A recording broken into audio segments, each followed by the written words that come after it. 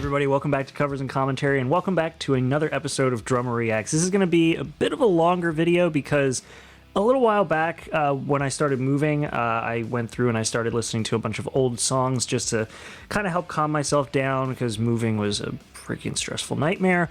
And one of the bands that I kind of rediscovered was a band I listened to back when I was in high school, and I actually got to watch them perform live. They released 3 different albums, and the band's called Skyhawk Drive. They're actually, they're not local to me, but they're close by, or they were. They're not a band anymore, unfortunately, but they had some great music. And so what I wanted to do is I wanted to listen to with you all and break down 3 of their songs, my favorite songs from each of their albums. They did 3 albums.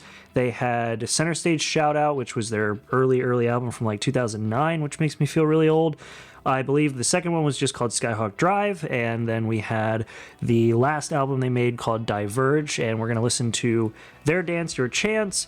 We're going to listen to Whisper, and then we're going to listen to Dead Man Running, and we're going to break down each of these. So grab the popcorn, have a seat, get ready. It's going to be a long video, and it starts with their first album and my favorite song from that album, their Dance Your Chance. So let's dive right in.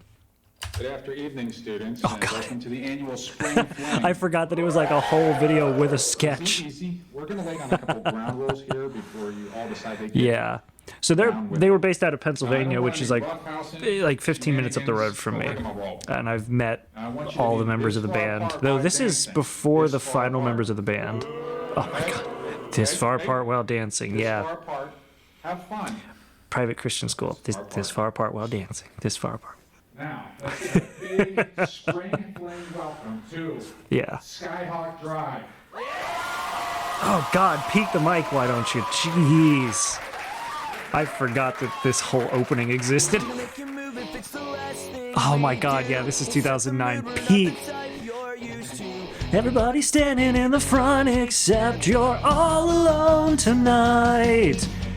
It's a good song. So, just right out of the gate, one of the things, when they started, they were very pop rock. I don't know if pop rock or like, not post-punk, but like they had a lot of synth implementation in it with regular rock music stylings, and you'll see as we go on. But they kind of evolved out of that. But man, let's just hear that opening again.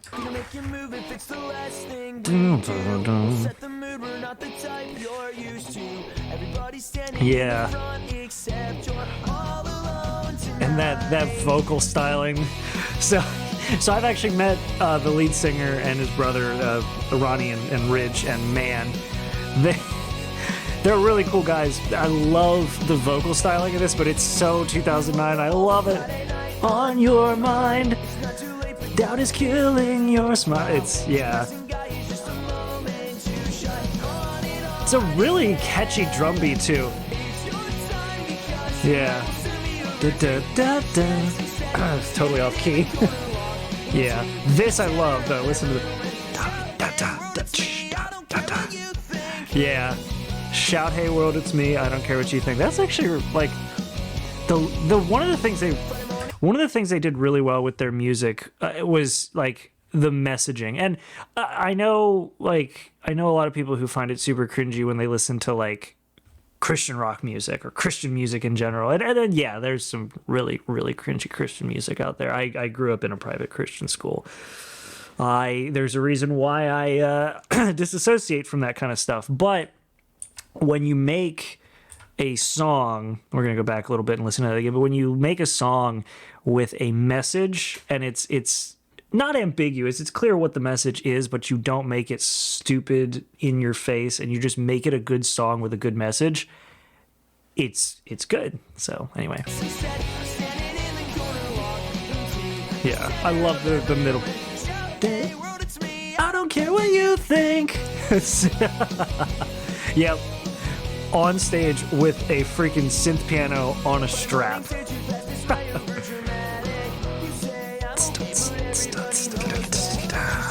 Yeah. The mixing is pretty good in this. Like, you've got the depth, but it's not... It gets better. I remember it getting better, but it's pretty good for this. especially for 2009. They were like brand new. I've been in this building. It's so weird to see like this, a place I've been like live, or not live, but in a video, especially considering I haven't been there since probably about 2009, 2010. God, the use of the synth piano, just the synthy sounds in the background. Like, let's go back here. You can just hear like all through the background of this song. It's hilarious that like this was the original styling they started with. Like their entire first album, which I think you can actually find on iTunes if I remember correctly. That or I just have it on iTunes because I have the CD. But you listen to this and like the entire first album is this style of just synth with like a very pop style track. Every track is very pop styled. It's hilarious considering where we're going to go towards the end here, but let's keep going.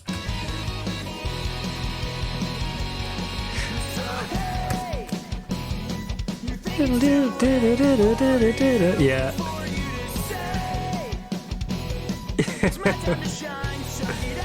Man, and this whole sketch in the middle, I love all of this.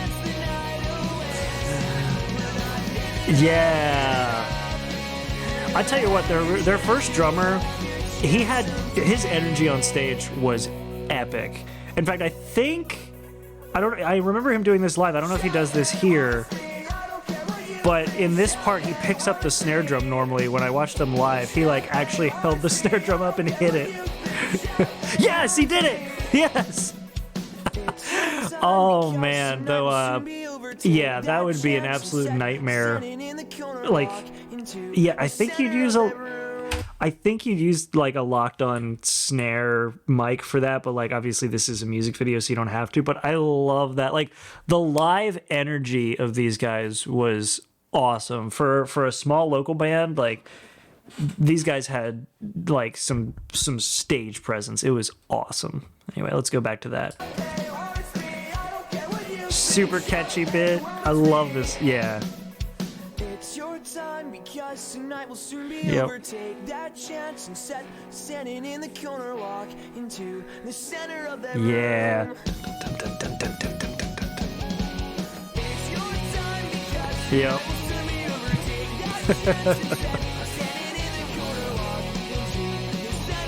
They also were really like, if I remember correctly,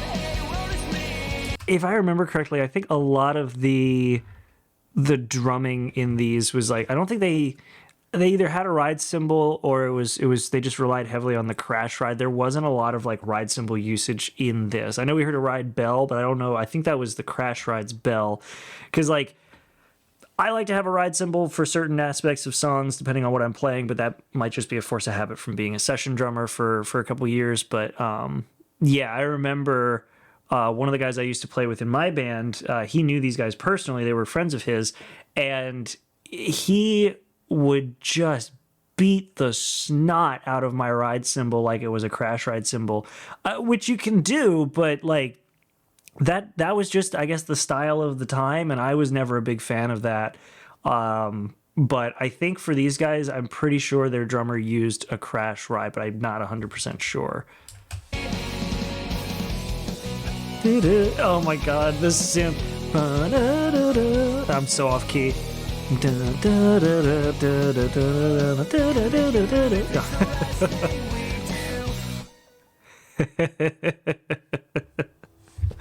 Man, what a throwback. Holy crap. Yeah, so keep in mind with this first song we listened to, that was their original start. This was an album from 2009, which makes me feel incredibly old. And in that, of course, we have a lot of the musical stylings you'd expect from 2009. It's very synthy, got a lot of pop. It's super catchy, full credit, super catchy, like lyrics, the actual rhythm of the song, everything is super catchy. So now let's move on to their next song from their album. I believe it was just a self-titled album. Actually, I can check because I believe, yep, I never took it off my desk. Self-titled album, we're going to move on to the song Whisper. So this next song is Whisper. This is from their second album, just called Skyhawk Drive. And this one is where we start to see them kind of changing the styling of their music a little bit. This, I believe, was in 2012 or 13, so a couple years later. And we have a little bit more of an evolution to their style. So let's have a listen. Yeah, here we go. Yep. Oh, yes, I remember, because this song, the riff, the first, and now I remember why this was one of my favorite songs from the album. The opening riff for this is incredible, and it carries through the whole song, but also we still have a little bit of that synth with that opening, like, dit-dit-dit-dit sting, but nothing to the degree of the last song. So anyway, let's keep going.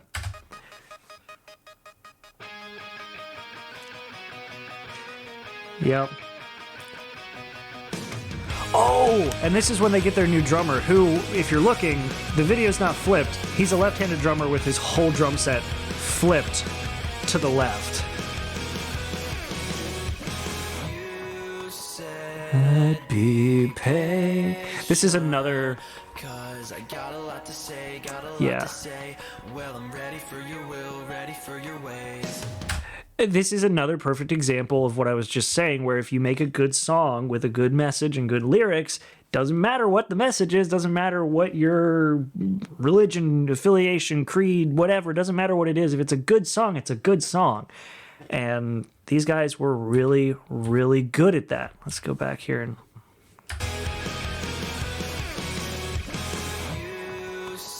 Yeah. Still got a little bit of that backing electric sound, though Ridge is playing bass now instead of playing synth piano.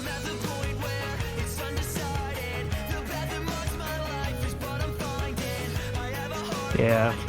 The lead singer, Ronnie, still has a very, like, his style is still very, I don't know, it has a bit of an early 2000s sound to his voice, but at a certain point in the chorus, it does start to sound more modern.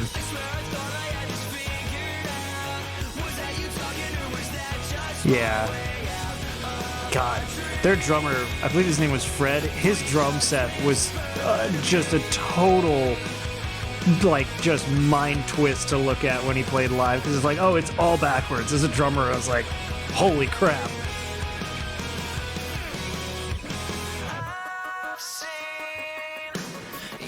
Yeah. This whole, man, I love that part there. Like, they are so good with using the space of the song to just, like, bring your attention back after the chorus. Like, after the chorus, obviously you'd expect it to go right back into the verse, but, like, having a nice gap there really helps kind of, I don't know, wake the viewer up. Be like, hey, or wake the listener up. Be like, hey, on to the chorus, let's go. And, of course, a reuse of that awesome opening riff.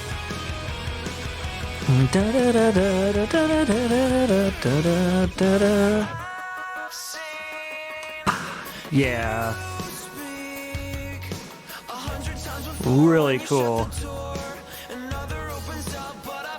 I forgot how, like, man, these songs aged well. The first one didn't age quite as well.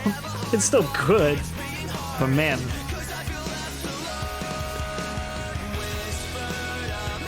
Yeah.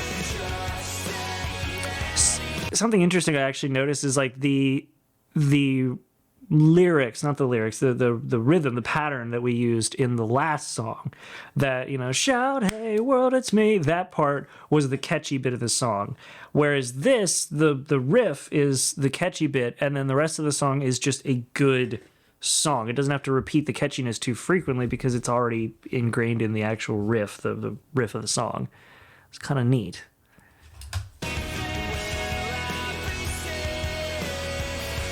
Also, the mixing in this, the mixing in the last one was good, but the mixing in this is definitely a lot more sort of refined, I guess is the best way to put it. Yep. We still have a little bit of that backing electric synthy sound, but it's implemented into a much heavier rock style. And if you listen to, because I keep pausing, you can't listen, but if you if you listen to this bridge part, you can hear a similar version of that opening riff. So you still get this similar kind of energy, same kind of notes, but just played slightly differently. So it's got that familiarity without being totally different. It's like it's playing more in the right ear, but you can hear it.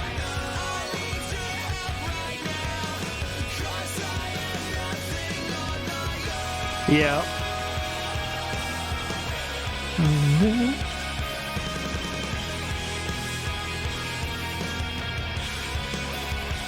Yes.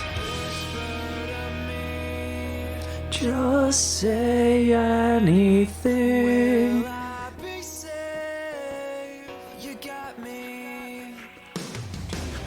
Yes. Of course, I'm doing it that way. Oh man. God, his drum set is so weird, and I love it.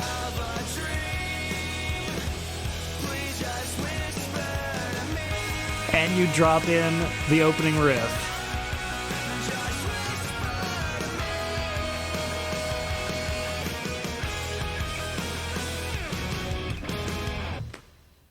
Freaking great song. That song aged so much better. Like the first song, like I said, the first song aged pretty well. It was very clear though it was an early song, but like this song aged so much better.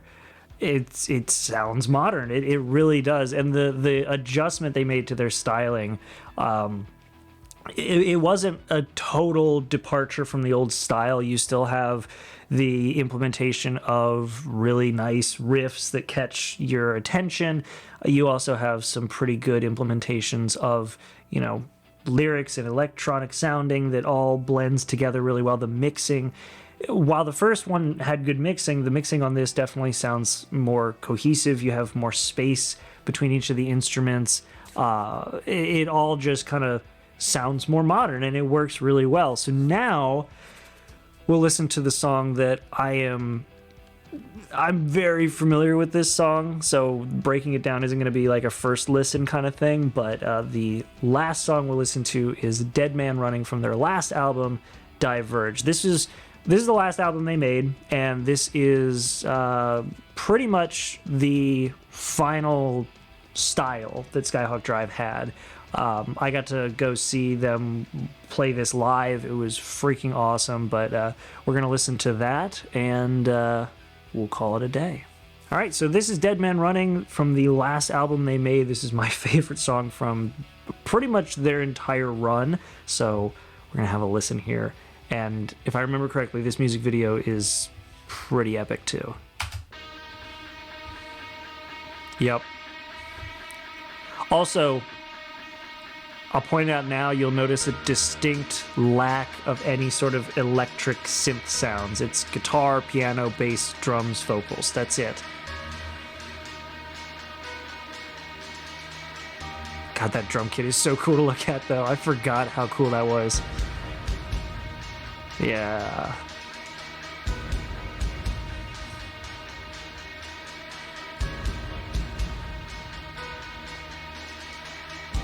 Also, I totally skipped my mind, because this is going to be hard to do because I've listened to this song quite a bit. That entire opening, like, of course, you have the toms being hit. You have the drummer playing on the rim of the drum kit, so you're getting an entire opening beat just clack, clack, right off the actual rim of the snare drum, and then you have the bass drum getting hit. Of course, they're doing it with the folks dressed in black here, but like you just have this really visceral opening where you have a nice backing sound of the snare drum rim, and it's very clear he's just playing the snare drum like on the rim and not using an actual rim hit with the drumstick across the drum, because there's no sound of the snare itself. It's just the rim, and then you have just really heavy bass and tom hits, which is just awesome. Boom, boom. Boom, boom. Yeah. So remember, as a drummer, if you can hit it with the drumstick, it can be a drum. I totally talked over that opening bit. Let's hear that again.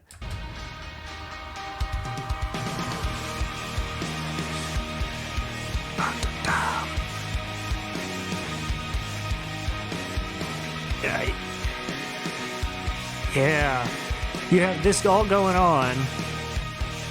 You have all this going on in the opening, but yet in the background, if you listen closely, you can still hear that initial da-na-na-na-na-na-na-na-na from the guitar. Have a listen.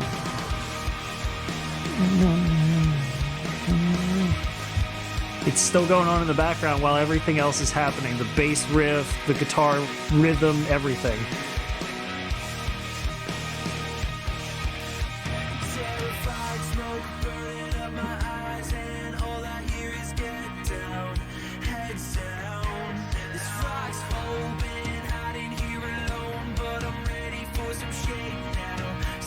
Yeah. You know what's funny?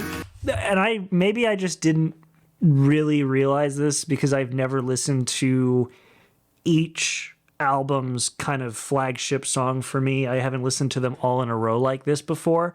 But I thought initially that their lead singer, Ronnie, I thought his vocals were very 2009 in the first one, where it was like dragging out your R's and that kind of thing.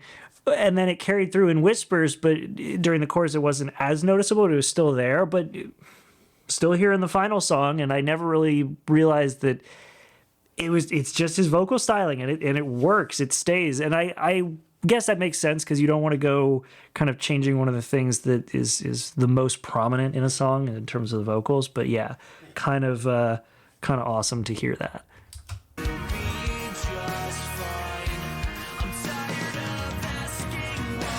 Man, that every time that drum kit, man.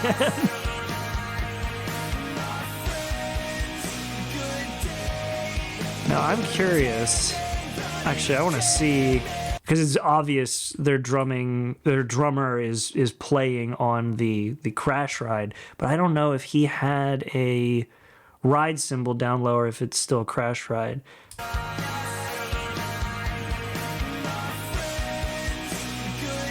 Yeah, looks like he's playing one of the, well, it's opposite, but yeah. Okay, yeah. So must have a ride cymbal low down and then a crash ride up high.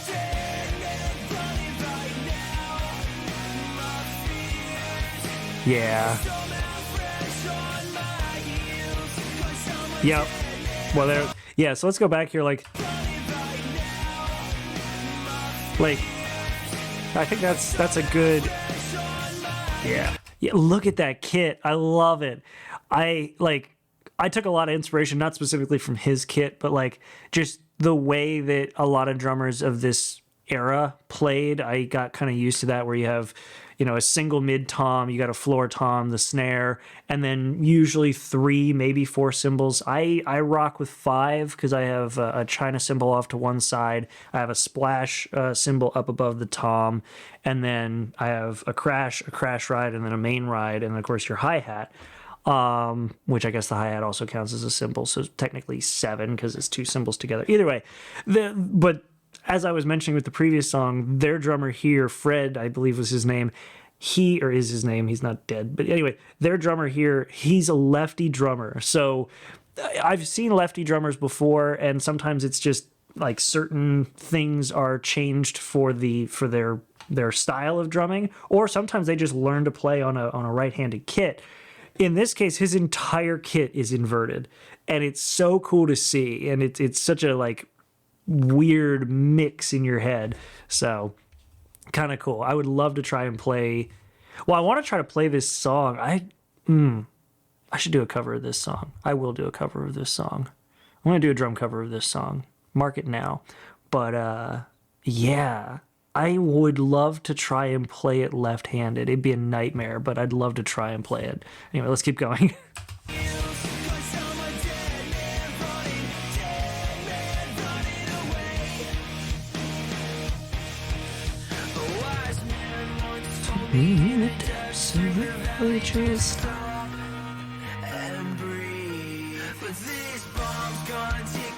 Man.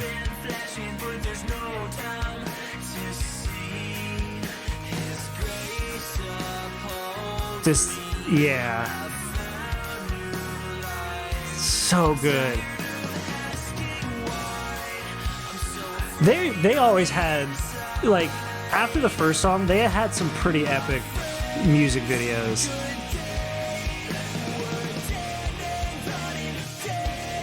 Yeah.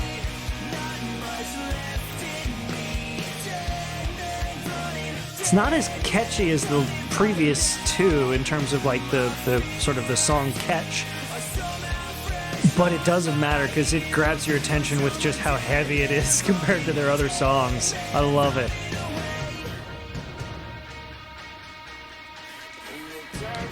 We got the bridge here coming up. In the depths of the valley I found. Oh, that shout in the background. That's so cool. They have a very back-mixed shout.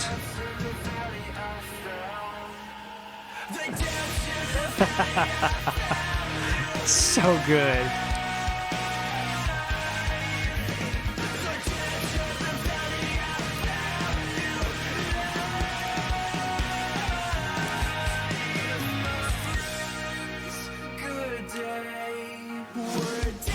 Yeah, now we get to the final bit.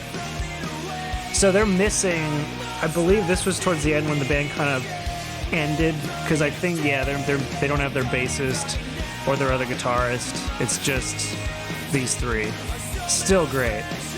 God, still such a good song.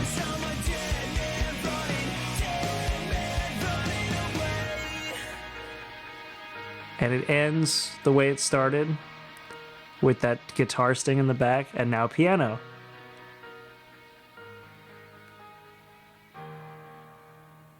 Oh, man.